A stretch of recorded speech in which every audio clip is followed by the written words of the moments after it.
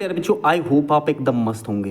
प्यारे बच्चों, यहाँ पर कुछ ऐसे पॉइंट हैं जो एग्जाम में आपको भर भर के देखने को मिलेंगे। ठीक है, तो चलिए शुरुआत करते हैं। सबसे पहला पॉइंट है हमारा भारत का भूगोल। ठीक है, याद रखना इसमें कुछ ऐसे पॉइंट है जो बहुत इंपॉर्टेंट है और कुछ स्टैटिक जीके वाले पॉइंट है, सारे हमने यहाँ पर कवर किए हैं। बात करें सबसे पहले भारत के भूगोल की, तो प्यारे बच्चों आप इसको देखो, यहाँ पर हर चीज़ को मैंने बड़ी मतलब शानदार तरीके से और विस्तार से बताया है। उसके पहले एक बात गौर करना कि जैसे अगर हम बात करें जो भारत का भूगोल है, इसका प्यारे बच्चों एक क्षेत्रफल है। ठीक है, किसके भारत का भूगोल का एक प्यारे बच्चों आपका क्षेत्रफल है, जैसे कि आप देख पा रहे हो। इस क्षेत्रफल में अगर बात करें तो जैसे पूरब से पश्चिम की लंबाई के बारे में बात करें तो ये टोटल कितनी है, तो 2933 किलोमीटर। वहीं अगर उत्तर से दक्षिण के बारे में बात करें तो 3214 किलोमीटर है। प्यारे बच्चों याद रखना कि जो बिल्कुल बीच वाली लाइन है, आगे आप ये समझ सकते हो कि ये वाली रेखा जो ब्लू कलर से आप देख रहे हो, प्यारे बच्चों ये आपकी कर्क रेखा है 23.5 डिग्री अक्षांश पे। ठीक है, और यहाँ इसके जस्ट साइड में बांग्लादेश पड़ता है। जो बांग्लादेश है प्यारे बच्चों यहाँ पर पड़ता है, भूटान आपका यहाँ पर पड़ता है। जैसे आपने वो ट्रिक समझी होगी बचपन में MBA किया, किसमें, बचपन में MBA किया। तो प्यारे बच्चों ये हमारे पड़ोसियों देश की ट्रिक है।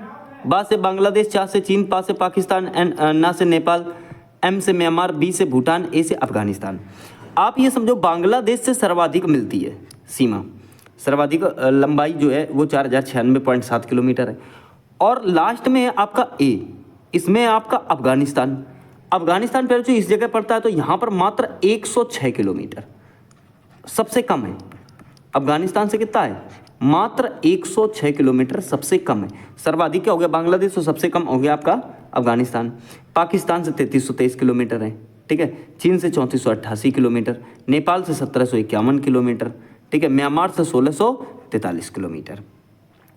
यहाँ आपका जो जली है, देखिए मालदीव, वो लक्षद्वीप तो इधर पड़ जाता है, मालदीव इधर पड़ जाता है, और जो प्यारे जो आपका मालदीव इधर पड़ जाता है। ठीक है, इस साइड में पड़ेगा आपका।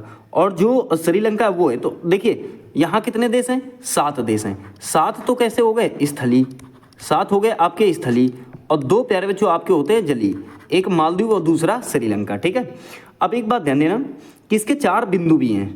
एक उत्तरी बिंदु 37.6 डिग्री उत्तरी अक्षांश, ये आपका लद्दाख में पड़ता है। ठीक है, ये आपका कहाँ पड़ता है, लद्दाख में, और इसे हम बोलते हैं इंदिरा कॉल। क्या बोलते हैं, इंदिरा कॉल। ठीक है, फिर अगर दक्षिणी की बात करूं मैं प्यारे बच्चों, तो यहाँ कन्याकुमारी पड़ता है दक्षिणी बिंदु। और देखिए बंगाल की खाड़ी वाला ये इंदिरा पॉइंट पड़ता है, ग्रेट निकोबार द्वीप समूह में पड़ता है, भारत का दक्षिणतम बिंदु, पाक जल संधि है। ठीक है, तो ये पॉइंट आप यहाँ याद रखेंगे। फिर देखिए अगर बात करें उत्तर दक्षिण हो गया, अगर बात करें पूर्व की, ठीक है, तो अरुणाचल प्रदेश पूर्वी, तो ये पड़ता है आपका किबथू 97 डिग्री 25 पे आपका। ठीक है, फिर देखिए अगर बात करूं इधर पश्चिमी बिंदु की, तो ये गुजरात पड़ता है 68 डिग्री 7, ये गोवा मोती बोलते हैं इसे। ठीक है, अरब सागर की तट रेखा इधर है आपकी। ठीक है, टोटल कितनी है, 7516.6 किलोमीटर, ये अरब सागर की है। देखिए दादर, क्या लिखा है ये, दादर व नागर हवेली दमन द्वीप, ये आपका यहाँ पड़ता है जस्ट गुजरात के डाउन साइड में, और ये इस साइड पड़ेगा, इस साइड। ठीक है, ध्यान देना इस चीज़ को। तो ये बहुत इंपॉर्टेंट पॉइंट था आपका। अब एक बात यहाँ समझो, इसके पॉइंट समझना है थोड़े से। ठीक है, देखिए भारत का सामान्य परिचय, यहाँ क्या लिखा है, भारत का सामान्य परिचय, भारतीय उपमहाद्वीप मूलतः किस भूखंड का भाग है। ठीक है, क्या कहेगा क्वेश्चन, भारतीय उपमहाद्वीप मूलतः किस भूखंड का भूभाग है, आप कहोगे गोंडवाना लैंड का। ठीक है, भारत किस गोलार्ध में स्थित, तो आप कहोगे उत्तरी एवं पूर्वी गोलार्ध में स्थित है। भारत किस महासागर के तटीय पर स्थित है, तो आप कहोगे हिंद महासागर के तटीय पर स्थित है। भारत को क्या कहा जाता है, तो आप कहोगे प्रायद्वीप कहा जाता है। भारत का अक्षांशीय विस्तार कितना है, तो 8 डिग्री 4 उत्तरी अक्षांश से 37 डिग्री 6 उत्तरी अक्षांश तक जो है इसका। ठीक है, भारत का देशांतर विस्तार कितना है, तो 68 डिग्री 7 पूर्वी देशांतर से 97 डिग्री 25 पूर्वी देशांतर तक जो है इसका विस्तार है। भारत का अक्षांशीय और देशांतरी विस्तार का अंतर कितना है, तो आप कहोगे पहले 30 डिग्री का अंतर है। ठीक है, कितने डिग्री का, 30 डिग्री का अंतर है। भारत का कुल क्षेत्रफल कितना, 32,87,263 वर्ग किलोमीटर। भारत का कुल क्षेत्रफल विश्व के कुल क्षेत्रफल का केवल जो है 2.4% है। ठीक है, क्षेत्रफल की दृष्टि से भारत का विश्व में कौन सा स्थान है, तो आप कहोगे 7वां स्थान है। आगे देखिए बात करते हैं जनसंख्या की दृष्टि से भारत का विश्व में कौन सा स्थान है? तो आप कहोगे प्रथम स्थान है। भारत का उत्तर दक्षिण विस्तार कितना है? तो लगभग 3214 किलोमीटर, और जो है पूरा पश्चिम पे जो 2933 किलोमीटर। भारत का मानक समय किस देशांतर पर आधारित है? तो 82 डिग्री 30 पूर्वी देशांतर पर आधारित है। ठीक है, भारत का मानक समय रेखा किन राज्यों से गुजरता है? तो देखिए उत्तर प्रदेश, मध्य प्रदेश, ठीक है, और जो है छत्तीसगढ़, उड़ीसा, आंध्र प्रदेश, इनसे जो है गुजरता है मानक समय। भारतीय मानक समय रेखा IST कहाँ से होकर गुजरती है? तो मिर्जापुर उत्तर प्रदेश से। लेकिन GMT जो है पैरचो वो आपके इलाहाबाद या प्रयागराज के नैनी से गुजरती है। ठीक है, फिर देखिए अगर बात करें तो भारतीय मानक समय GMT से कितना आगे है? IST जो है वो GMT से कितना आगे? तो 5.5 घंटा आगे। ठीक है, भूमध्य रेखा से 23 डिग्री 30 उत्तरी अक्षांश को क्या कहा जाता है? तो आप कहोगे कर्क रेखा। कर्क रेखा भारत के कितने राज्यों से गुजरती है? तो 8 राज्यों से गुजरती है। और इसके लिए आप ये समझ लो कि ट्रिक होती है जैसे मित्र में गमछा जार वगैरह, तो इसका आप प्रयोग कर सकते हो। कर्क रेखा भारत के पश्चिमी किस राज्य से गुजरती है? तो आप कहोगे गुजरात से। ठीक है, तो ये पॉइंट आप ध्यान रखना। आगे ये बात करें, कर्क रेखा भारत के सबसे पूर्वी किस राज्य से गुजरती है? तो आप कहोगे त्रिपुरा से। भारत की स्थलीय सीमा की कुल लंबाई कितने? 15,200 किलोमीटर है। भारत की स्थलीय सीमा कितने देशों से लगती है? तो आप कहोगे 7 देशों से लगती है। भारत की सबसे लंबी अंतर्राष्ट्रीय सीमा किस देश से लगती है? तो बांग्लादेश से 4096 किलोमीटर लगती है। भारत की सबसे छोटी अंतर्राष्ट्रीय सीमा किस देश से लगती है? तो अफगानिस्तान से, और 106 किलोमीटर लगती है। केवल POK वाला क्षेत्र जो है वही इसमें ऐड है। भारत के उत्तर में कौन सा पर्वत स्थित है? हिमालय स्थित है पहले जो बिल्कुल ऊपर। भारत के दक्षिण में कौन सा महासागर है? तो हिंद महासागर बिल्कुल नीचे है। भारत के पश्चिम में तो अरल सागर है, और पूर्व में पहले जो आपकी बंगाल की खाड़ी है। ठीक है, पूर्व में क्या है? तो बंगाल की खाड़ी है। भारत को उप महाद्वीप क्यों कहा जाता है? विशाल क्षेत्रफल एवं भौगोलिक विविधता के कारण जो है इसे उप महाद्वीप कहा जाता है। ठीक है, द्वीपों सहित भारतीय तटरेखा की कुल लंबाई कितनी है? तो 11,098 किलोमीटर। पुराना आंकड़ा 7516.6 किलोमीटर। ठीक है, पुराना क्या मतलब? उसमें जो है द्वीप वगैरह मतलब वो जो अदर तटीय क्षेत्र हैं वो ऐड नहीं थे। ठीक है, तो समुद्री वाले वो सब ऐड करके 11,098 कर दिया गया है। फिर देखिए भारत में सबसे लंबी तटीय रेखा वाला राज्य कौन सा है? तो गुजरात है प्यारे बच्चों। सबसे छोटा समुद्र तट वाला राज्य गोवा है, आपने देखा होगा। भारत के कुल कितने राज्य समुद्र के किनारे स्थित हैं? तो 9 राज्य प्यारे बच्चों भारत के समुद्र के किनारे स्थित हैं। भारत की प्राकृतिक जल सीमा समुद्र तट से कितनी दूर है? तो 12 नॉटिकल मील्स, 12 नॉटिकल मील। ठीक है, किस भारतीय राज्य की सीमा सर्वाधिक राज्यों को स्पर्श करती है? तो आप कहोगे उत्तर प्रदेश की जो है सर्वाधिक राज्यों को स्पर्श करती है। देखिए समझिए, मैंने क्या कहा था? किस भारतीय राज्य की सीमा सर्वाधिक राज्यों को स्पर्श करती है? तो उत्तर प्रदेश। प्यारे बच्चों 9 है। कितनी है? 9। 9 में 8 और 1 के हिसाब से हैं। 8 तो आपके स्टेट हैं। 8 क्या है? स्टेट। स्टेट का मतलब राज्य। और 1 प्यारे जो आपका UT है, कहने का मतलब यूनियन टेरिटरीज। कौन सा है? तो दिल्ली है। कौन सा है प्यारे जो? दिल्ली जो है आपका ये एक यूनियन टेरिटरीज है, अर्थात केंद्र शासित प्रदेश है। और जो है प्यारे जो आपका 8 जो है राज्य, जैसे उत्तराखंड है, हिमाचल प्रदेश है, हरियाणा है, राजस्थान है, मध्य प्रदेश है, छत्तीसगढ़ है, झारखंड है, बिहार है, ये आपके मिलते हैं। ठीक है, चलिए भारत का सबसे उत्तरी बिंदु कौन सा है? तो आप कहेंगे इंदिरा कॉल। भारत का सबसे दक्षिणी बिंदु कौन सा है? तो इंदिरा पॉइंट। भारत का सबसे दक्षिणी बिंदु मुख्य भूमि कौन सी? तो कन्याकुमारी है। ठीक है, भारत का सबसे पूर्वी बिंदु कौन सा? तो किबिथु है, जो आपका अरुणाचल प्रदेश में पड़ता है। ठीक है, भारत का सबसे पश्चिमी बिंदु कौन सा है? आप कहोगे गुहार मोती, गुजरात। ठीक है, भारत का सबसे बड़ा राज्य क्षेत्रफल की दृष्टि से राजस्थान है। भारत का सबसे छोटा राज्य क्षेत्रफल की दृष्टि से गोवा है। भारत का सबसे बड़ा केंद्र शासित प्रदेश क्षेत्रफल के हिसाब से लद्दाख है। भारत का सबसे छोटा केंद्र शासित प्रदेश लक्षद्वीप है। भारत को कितने प्रमुख भौतिक भागों में बांटा गया है? तो 6 भागों में बांटा गया है। अगला पॉइंट है आपका, भारत का सबसे युवा पर्वत कौन सा है? तो आप कहेंगे हिमालय। ठीक है, अब हिमालय के अपने पार्ट भी हैं। ठीक है, हिमालय में बहुत सारे पार्ट हैं, मध्य हिमालय, महान हिमालय, शिवालिक हिमालय, ऐसे करके जो है उसमें पार्ट हैं। ठीक है, देखिए भारत का सबसे प्राचीन पर्वत कौन सा है? तो अरावली पर्वत श्रृंखला जो है प्राचीन है, और इसकी सबसे ऊंची चोटी राजस्थान में गुरु शिखर। ठीक है, ये भी आपको याद रखना है। भारत का सबसे बड़ा भौतिक भाग कौन सा है? तो प्रायद्वीपीय पठार है। कौन सा है फिर जो? आप कहोगे प्रायद्वीपीय पठार। भारत का सबसे बड़ा पठार कौन सा है? तो दक्कन का पठार। ठीक है, भारत का सबसे बड़ा मरुस्थल कौन सा है? तो आप कहेंगे थार मरुस्थल। ठीक है, भारत का भौगोलिक केंद्र कहाँ स्थित है? तो कौरांडी कटनी मध्य प्रदेश में है। सही है। चलिए अगला बात करते हैं, भारत का शून्य मील केंद्र कहाँ स्थित है? तो आप कहोगे नागपुर महाराष्ट्र में। कोरोमंडल तट किस राज्य में स्थित है? तमिलनाडु में स्थित है। भारत के पश्चिमी तटीय मैदान को किन नामों से जाना जाता है?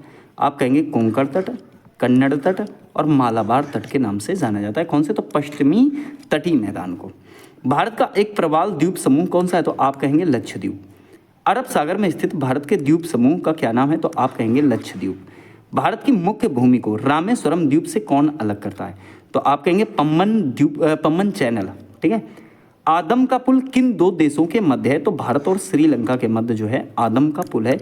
ये पॉइंट आप बढ़िया तरीके से ध्यान रखेंगे। किसके? तो भारत और श्रीलंका के। फिर देखिए डंकन पास किसके मध्य स्थित है? तो दक्षिण अंडमान एवं लिटिल अंडमान के मध्य जो है आपका डंकन पास स्थित है। दीव द्वीप किस राज्य के तट पर है? तो आप कहेंगे गुजरात के तट पर। भारत और श्रीलंका को अलग करने वाली जल संधि कौन सी है? तो पाक जल संधि है। भारत की सबसे बड़ी सुरंग किस राज्य में स्थित है? तो जम्मू कश्मीर में T50 रेलवे सुरंग। ठीक है। देखिए अगला है, भारत का ज्वालामुखी द्वीप कौन सा है?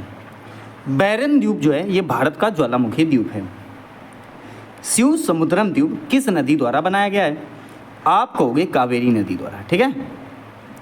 न्यूमूर द्वीप कहाँ है? तो बंगाल की खाड़ी में है बच्चों। सियाचिन ग्लेशियर कहाँ है? तो लद्दाख में।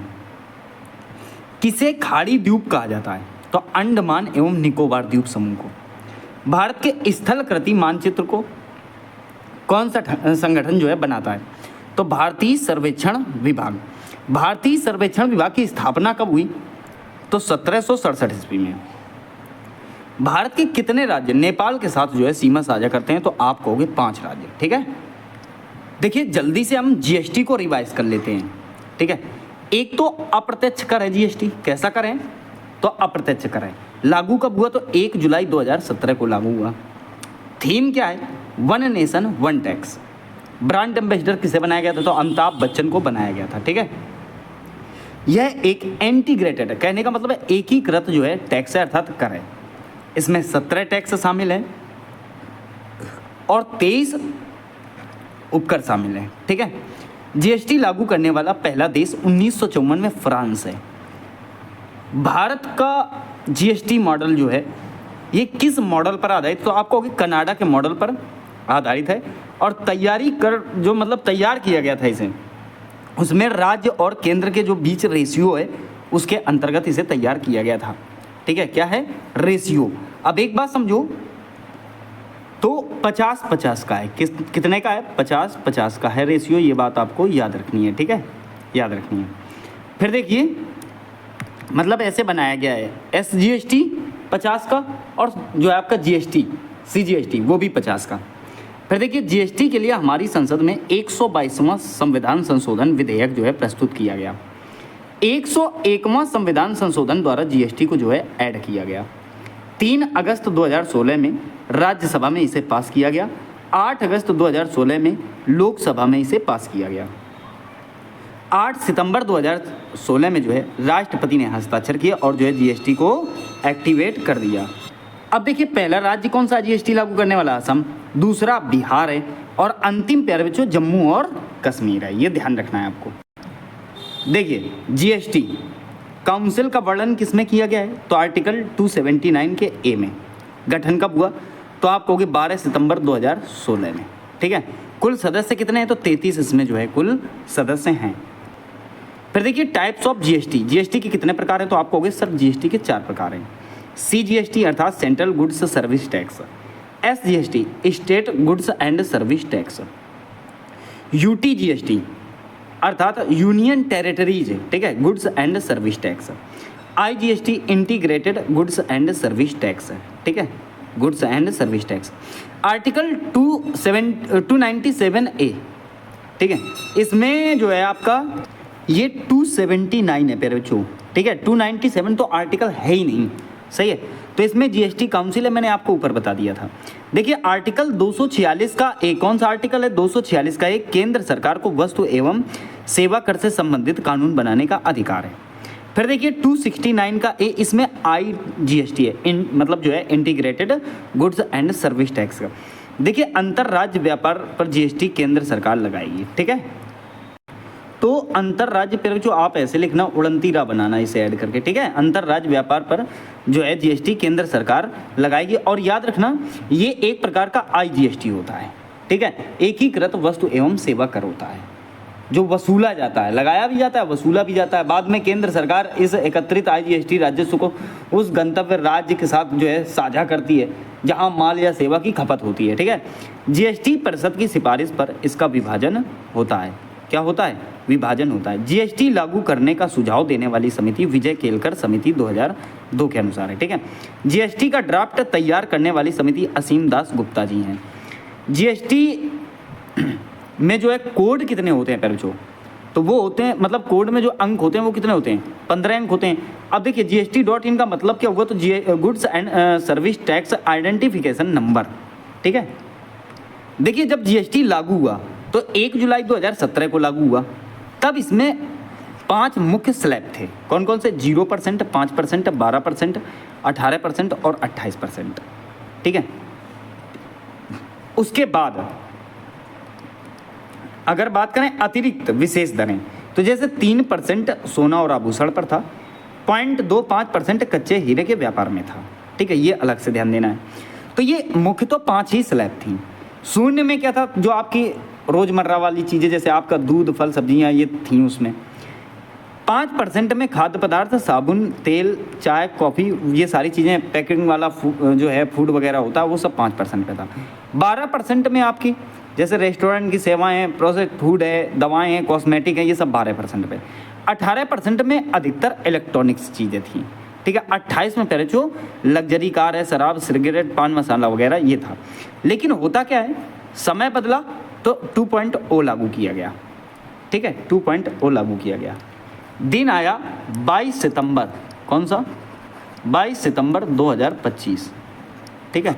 तो 22 सितंबर 2025 से जो है पूरे भारत में इसे सक्रिय किया गया और मात्र 4 जो है स्लैब रखी गई, 4 स्लैब रखी गई, ठीक है। कौन कौन सी? 0%, 5%, 18% और आपका 40%, ठीक है।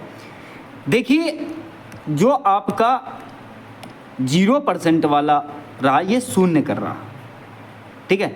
और 5% इसमें थोड़ी कम दर थी और 18% में मानक दर, और जो उच्च दर थी वो आपकी 40% थी। इसमें 0% में दूध, ताज़ी सब्जियां, किताबें, नमक वगैरह। एक बात ध्यान रखना, इसमें दिमाग लगाया गया है बहुत ज़्यादा, ठीक है। 0% में कॉपी किताबें तो रख दी गई, लेकिन कागज में GST बहुत बढ़ी हुई है, बात समझ रहे हो? वो 18% लगा रखी है उस पर। तो एक बात ये समझ में नहीं आ रही कि इनको बनाने वालों को ये समझ में आना चाहिए कि किताबें मेरे भाई बनेंगी किससे? क्योंकि जब तुम किताबों पे, मतलब कागज पे 18% लगा रहे हो तो किताब सस्ती होगी कि महंगी होगी? वो तो महंगी होगी ना। तो इन्होंने थोड़ा सा जनता को चूतिया बनाने का काम किया है। पहले 12% पे थी कॉपी किताबें, अब उन्होंने कहा कि भाई कॉपी किताबें तो हम 0 पे रखेंगे, लेकिन हम कागज बढ़ाएंगे, तो उसे 18% कर दिया गया है, ठीक है। उदाहरण देखिए 5% वाले का, आवश्यकता जो उपभोग वस्तुओं की होती है उपभोक्ता को वो हैं, और कुछ खाद्य पदार्थ, चाय, कॉफ़ी वगैरह, परिवहन वगैरह, ये सारी चीज़ें जो है 5% में। 18% में कुछ जो है छोटी मोटी गाड़ियाँ हैं और जो है कि आपका इलेक्ट्रॉनिक सामान है, और 40% में बड़ी गाड़ियाँ हैं और जैसे विलासिता वाली वस्तुएं हैं, तंबाकू उत्पाद हैं, शराब, महंगी कारें, ये सारी इसमें रखी गई हैं। 0.25% कच्चा वाला वो रहेगा ही, और 3% सोना चांदी वाला वो भी वही है, ठीक है। तो ये आपको यहाँ पर ध्यान देना है। देखिए कुछ लोक चित्रकलाएं पर जो एग्जाम में खूब पूछी जाती है, जैसे चौक पूर्णा और कोहबर, ये उत्तर प्रदेश की है, ठीक है। वैसे तो और भी हैं, समझ लो, जैसे सांझी कला है, गोधना कला है, मिर्जापुर की शैल चित्र हैं, ये सब आते हैं इसके अंतर्गत, ठीक है। तो चौक पूर्णा कोहबर मोस्ट इंपॉर्टेंट है। मधुबनी पेड़ जो बिहार की है, मंजूषा पेंटिंग बिहार के भागलपुर की है, वर्ली पेंटिंग या वारली ये महाराष्ट्र की है, ठीक है। रंगोली महाराष्ट्र की है, अल्पना लोक कला महाराष्ट्र की जयंती आकार में होती है, कलमकारी और जो है आपका पेड़ाना कलमकारी ये आपके आंध्र प्रदेश की है, लेपाची चित्रकला ये आपके आंध्र प्रदेश की है, मुरुगू, ठीक है, ये आपके आंध्र प्रदेश और तेलंगाना की चित्रकला है, सोहराई लोक कला ये झारखंड की है, मांडना पेड़चो ये आपके राजस्थान की है, फड़ चित्रकला ये राजस्थान की है, बाबूजी लोक देवता के लिए, ठीक है। तो ये बात आप यहाँ पर अपने दिमाग में रखना। फिर देखिए ऐपन, ये उत्तराखंड की है। गोदना, ये मध्य प्रदेश की है। ठीक है, आगे आ जाओ। देखिए सीरा पेंटिंग ओडिशा की है। पट्टचित्र ओडिशा की है। कालीघाट चित्रकला पश्चिम बंगाल की है। पटुआ पेंटिंग पश्चिम बंगाल मुर्शिदाबाद की है। तंजौर चित्रकला तमिलनाडु की है। कोलम पेंटिंग तमिलनाडु की है। पिथौरा गुजरात की है, ये भील जनजाति द्वारा इसे बनाया जाता है। पिचवाई चित्रकला ये राजस्थान की है। श्री कृष्ण श्रीनाथ जी का इसमें चित्र अंकित होता है। थंका चित्रकला भगवान बुद्ध से संबंधित चित्र और इसे बौद्ध चित्रकला भी कहा जाता है। पट्टचित्र ये भगवान जगन्नाथ के चित्रण है। कालीघाट चित्रकला ये चित्रकला कागज पर पानी में घुले चटक रंगों से बनाई जाती है। ठीक है, इसमें जो है काली, लक्ष्मी, कृष्ण, गणेश, शिव और अन्य देवी देवताओं को दिखाया जाता है। अब देखो यहाँ राजा रवि वर्मा को आधुनिक भारतीय कला का पिता माना जाता है। उन्हें महाभारत और रामायण के दृश्यों को चित्रित किया था। ठीक है, पहले बात करेंगे मानवाधिकार की, अर्थात ह्यूमन राइट्स की। ह्यूमन राइट्स किसके अंतर्गत कार्य करता है? तो मानवाधिकारों का सार्वभौमिक घोषणा के अंतर्गत काम करता है, अर्थात यूडीएचआर के अंतर्गत कार्य करता है। ठीक है, अर्थात the universal declaration of human rights. अब इसकी बॉडी क्या, अर्थात ये संस्था कैसी है? तो पहले जो ये संयुक्त राष्ट्र महासभा अर्थात यूएन जनरल असेंबली, जिसे लघु संसद भी कहा जाता है। तो हम इसको क्या कहते हैं? मानवाधिकार को लघु संसद के रूप में इसे जाना जाता है। और ये जो है पर जो 193 देश जो है इसका हिस्सा है। ठीक है, अगर बात करें इसकी शुरुआत की तो बैठक जो हुई, पर जो बैठक जो हुई इसकी मीटिंग जो हुई वो तीसरे सत्र की 183वीं बैठक में इसे जो है यूडीएचआर को मान्यता मिली थी। दस्तावेज की बात करें तो मानवाधिकारों की सार्वभौमिक घोषणा यूडीएचआर के अंतर्गत कार्य करता है। स्वीकृति तिथि की बात करें तो 10 दिसंबर 1948 को इसको जो है स्वीकार किया गया था। स्थान तो याद रखना, palace D slut, Paris, France में पड़ता है। ठीक है, पेरिस आपको ज्यादा देखने को मिलता है जब भी क्वेश्चन पूछता है। ठीक है, संकल्प पत्र की बात करें तो इसे 217 ए संकल्प पत्र के रूप में जो है अपनाया गया था। ये आप थोड़ा सा समझना, ये इसकी पृष्ठभूमि है। एक बात समझिएगा कि इसकी जरूरत कहाँ आन पड़ी, कैसे इसे एक्टिवेट किया गया, इन सब चीजों पे हम चर्चा करेंगे। तो प्यारे जो ब्रिटेन जो था, ब्रिटेन एक देश है प्यारे जो, वहां पर जो है इस 1512 घोषणा पत्र जारी किया गया था। 1512 किसके द्वारा? तो राजा जॉन के द्वारा जारी किया गया था। वह धीरे धीरे ये अग्रसर हुआ। अब देखिए अगर बात करें यूडीएचआर के जनक की, तो यूडीएचआर के जनक जो है पहले जो वो रेने कैसिन है और इन्होंने यूडीएचआर का मसौदा जो है तैयार किया था। रेने कैसिन को यूडीएचआर का मसौदा तैयार करने के लिए वर्ष 1968 में नोबेल शांति पुरस्कार से भी जो है सम्मानित किया गया था। ठीक है, अब देखिए एलिनोर और रूजवेल्ट ड्राफ्टिंग कमेटी के अध्यक्ष थे। ठीक है, ये भी आपको याद रखना है। एनएचआरसी की संरचना यह एक बहुसदस्यीय निकाय है। ठीक है, मल्टी मेंबर्स बॉडी है। कुल सदस्य की बात करें तो इसमें 13 होते हैं टोटल सदस्य, 1 अध्यक्ष और 5 जो है पूर्णकालिक सदस्य और 7 जो है पदेन सदस्य होते हैं। ठीक है, अध्यक्ष की बात करें तो भारत का सेवानिवृत्त मुख्य न्यायाधीश सीजेआई या सर्वोच्च न्यायालय का न्यायाधीश हो सकता है। ठीक है, तो ये बात याद रखना। और 5 जो है पूर्णकालिक सदस्य होते हैं। तो यहाँ एक बात ध्यान रखना, सबसे मेन इंपॉर्टेंट है 7 पदेन सदस्य। ये कौन है? तो इनके बारे में सबसे पहले हम चर्चा करते हैं। उससे पहले एक बात समझ लेना प्यारे जो, ये उत्तर प्रदेश पुलिस के लिए हमने कॉम्बो पैक निकाला है। क्या निकाला है प्यारे जो? एक छोटा सा कॉम्बो पैक निकाला है जिसमें 75 क्वेश्चन की रणनीति है। कितने क्वेश्चन की? 75 क्वेश्चन। कहने का मतलब है आपका जो सामान्य अध्ययन है अर्थात जो जीके जीएस है वो 38 प्रश्न आते हैं यूपी पुलिस में, और सामान्य हिंदी के तरह जो 37 प्रश्न आते हैं। ठीक है, तो इन सब के लिए हमने एक कॉम्बो पैक तैयार किया है मात्र 59 का। अगर आप परचेज करना चाहते हैं तो इस नंबर पर कांटेक्ट कर लीजिए। इस पैक में जो आपको हिंदी, इतिहास, संविधान, भूगोल, अर्थशास्त्र, विज्ञान और करंट अफेयर 2026 का यूपी स्पेशल और कंप्लीट स्टैटिक जीके, ये सारा चीज जो है हमने इसमें मेंशन कर दिया है। ठीक है, तो आपको अदर से कुछ पढ़ने की आवश्यकता ही नहीं पड़ेगी प्यारे बच्चों। तो पीछे हमने क्या देखा था कि 5 पूर्णकालिक सदस्य होने चाहिए और 7 पदेन सदस्य होने चाहिए। उसमें इंपॉर्टेंट 3 याद रखना। कौन कौन से? 1, 2 और ये आपका 3। 1 नंबर पे सर्वोच्च न्यायालय का न्यायाधीश कार्यरत हो या सेवानिवृत्त कार्य कर जाएंगे। ठीक है कि नहीं? उसके बाद दूसरा पॉइंट मैंने आपको क्या बताया कि उच्च न्यायालय का मुख्य न्यायाधीश कार्यरत हो या सेवानिवृत्त हो। ये भी मानवाधिकार विशेषज्ञ में एक महिला का होना आवश्यक है। ये बात आपको याद रखनी है। मतलब जो इसकी सदस्य टीम होगी उसमें एक महिला का होना बेहद इंपॉर्टेंट है। ठीक है, फिर देखिए बात करें अगर 7 पदेन सदस्य की, 7 पदेन सदस्य प्यारे जो नेशनल कमीशन फॉर माइनॉरिटीज, इसे आप एनसीएम कहते हो, अर्थात राष्ट्रीय अल्पसंख्यक आयोग पहले नंबर। दूसरा है प्यारे जो राष्ट्रीय अनुसूचित जाति आयोग NCSC, ठीक है, NCSC national commission for SC schedule caste, ठीक है। राष्ट्रीय अनुसूचित जनजाति आयोग NCST होता है, मतलब ठीक है ना, कहने का मतलब है शेड्यूल ट्राइब्स होता है, ठीक है। राष्ट्रीय महिला आयोग नेशनल कमीशन फॉर वुमेन, ठीक है। फिर देखिए राष्ट्रीय पिछड़ा वर्ग आयोग, इसमें प्यारे जो आपका OBC आता है, ठीक है, कहने का मतलब national commission for backward classes, ठीक है। राष्ट्रीय बाल अधिकार संरक्षण आयोग national commission for protection of जो है चाइल्ड राइट्स। एक आता है दिव्यांग जिनके लिए मुख्य आयुक्त, कहने का मतलब chief commissioner for the person with disabilities. तो ये जो यहाँ पर हमने 7 पदेन सदस्य इसके बता दिए आपको। बात आती है कि नियुक्ति कौन करेगा, ठीक है। तो राष्ट्रपति द्वारा एक 6 सदस्यीय समिति की सिफारिश पर इसे जो है नियुक्त किया जाता है। कार्यकाल की बात करें जो कार्यकाल होता है वो 3 वर्ष होगा। 3 वर्ष के लिए तो कार्यकाल होता है, और 70 साल की उम्र मान लो 3 साल से पहले ही हो गई, तो ऐसी स्थिति में दोनों में से जो पहले हो जाएगा उसे ले लिया जाएगा, ठीक है। वे पुनर्नियुक्त भी हो जाते हैं, कहने का मतलब एक व्यक्ति दोबारा भी नियुक्त किया जा सकता है। अध्यक्ष देखिए, प्रथम अध्यक्ष की बात करें तो न्यायमूर्ति रंगनाथ मिश्र थे प्यारे बच्चों, और वर्तमान में कौन है तो न्यायमूर्ति वी राम सुब्रमण्यम है, दिसंबर 2024 से। तो ये पॉइंट भी आपको याद रखना है, ठीक है। चलिए अब हम बात करेंगे उत्तर प्रदेश राज्य मानवाधिकार आयोग की, ठीक है। ये भी बहुत इंपॉर्टेंट पॉइंट है। देखिए गठन की बात करें तो यूपी में राज्य मानवाधिकार आयोग का गठन 4 अप्रैल 1996 को किया गया था, ठीक है। इसका स्ट्रक्चर क्या है, संरचना क्या है, तो राज्य मानवाधिकार आयोग में 1 अध्यक्ष और 2 अन्य सदस्य होते हैं। कुल मिलाकर कितने लोग होते हैं, 3 होते हैं। 2019 के संशोधन के बाद ऐसा हुआ।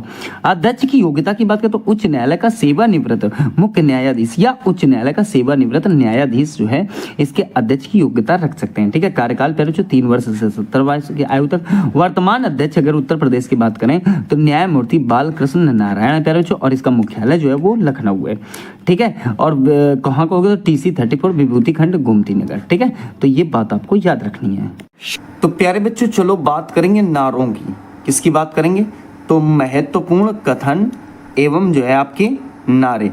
तो इनको देखिए सबसे पहले बात करेंगे महात्मा गांधी के, ठीक है। महात्मा गांधी के जितने भी नारे और कथन है वो देखिए पहला क्या है, मैं देश की बालू से ही कांग्रेस से भी बड़ा आंदोलन खड़ा कर दूंगा। ये बात किसने कही थी, तो महात्मा गांधी ने।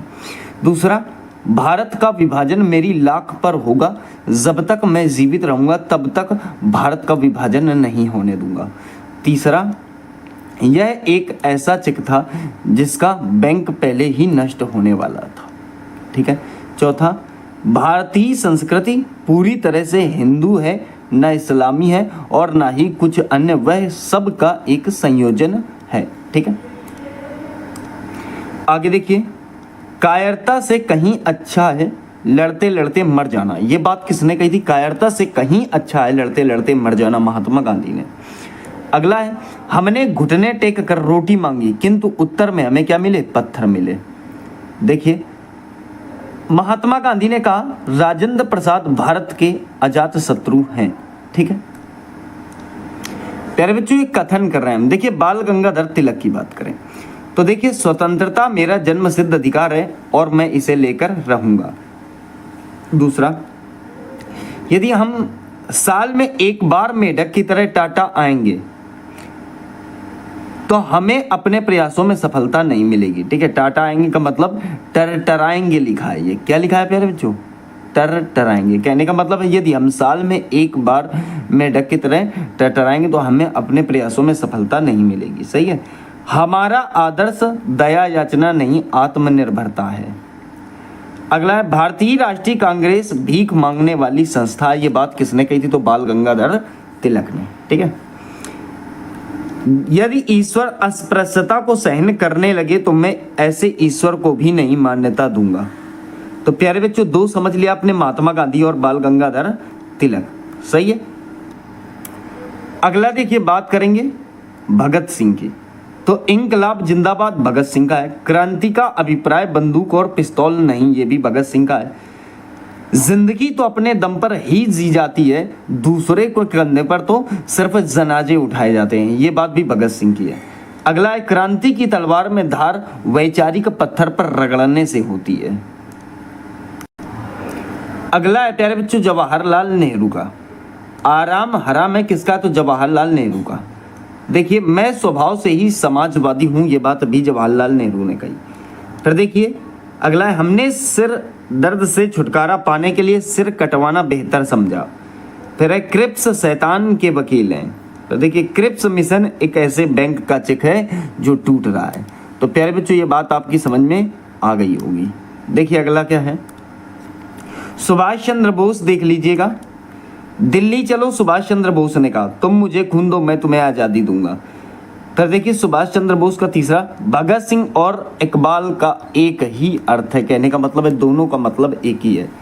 अगला है मौलाना अबुल कलाम आज़ाद। देखिए नेहरू देशभक्त हैं और जिन्ना राजनीतिज्ञ। फिर देखिए शिमला सम्मेलन एक दुर्घटना है। तो प्यारे बच्चों यहाँ ये समझ लिया आपने।